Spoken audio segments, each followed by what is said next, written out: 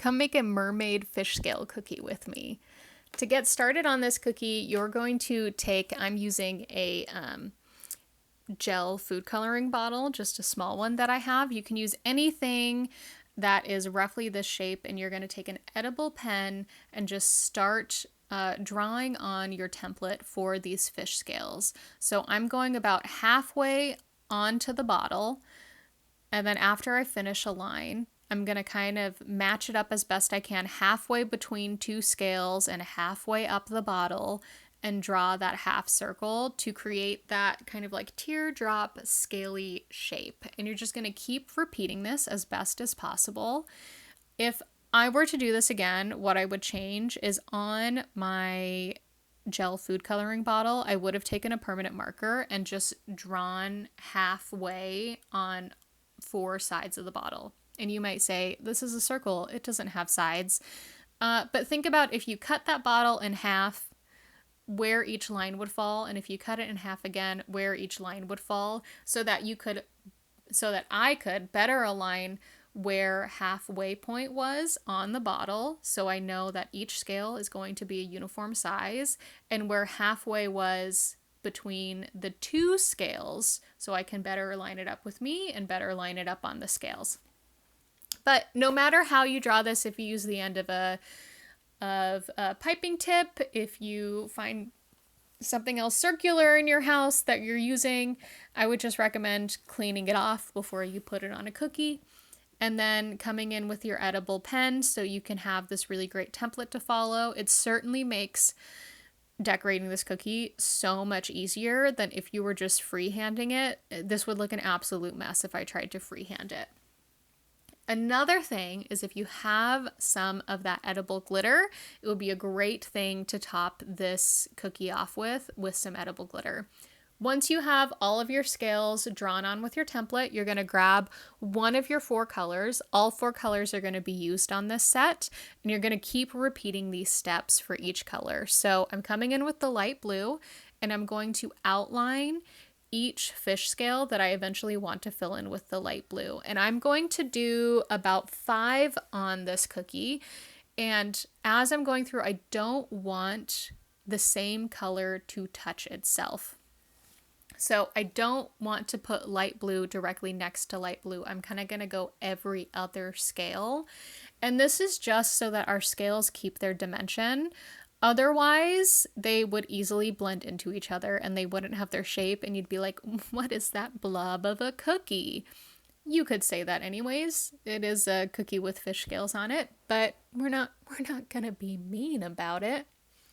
One thing you will hopefully learn from me watching me do this is that you need to go slow as you're doing this. This is me decorating in real time. I am so incredibly impatient, and I want to decorate this as quickly as possible.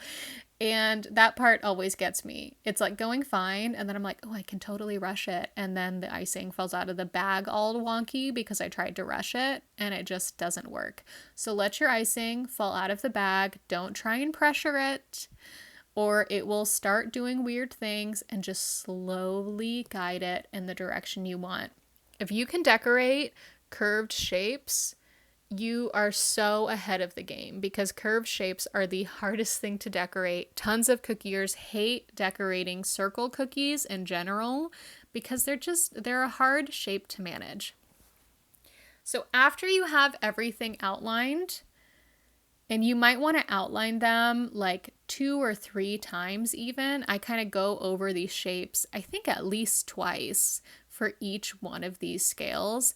Then I'm going to come back after it's dried a little bit, but I have a pretty solid edge. I'm going to come back and fill in that outline with the same color. So obviously I just outlined this in light blue. I'm going to come in with my light blue and fill in each of those sections. And you could easily just do like a squirt of icing and come in with your scribe and even it all out. You can go straight edge to edge.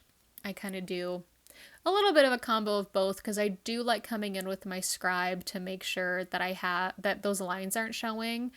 That's just a personal preference if you're okay with your lines showing or not. Some people don't notice it at all. Some people like to have it completely hidden. I like to hide my lines as much as possible. Just personal preference. That's how it is. So you're going to fill these in.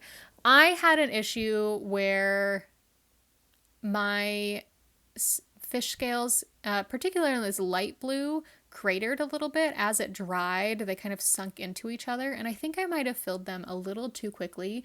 Still trying to figure out what happened, but now I'm going to come in with my scribe. I'm just kind of swirling it. This is my specific scribe method of just swirling the icing, mixing that line in, making sure that everything's flowing where I want it to flow so that it's good to go, making sure we're all the way to the edge where it needs to be all the way to the edge.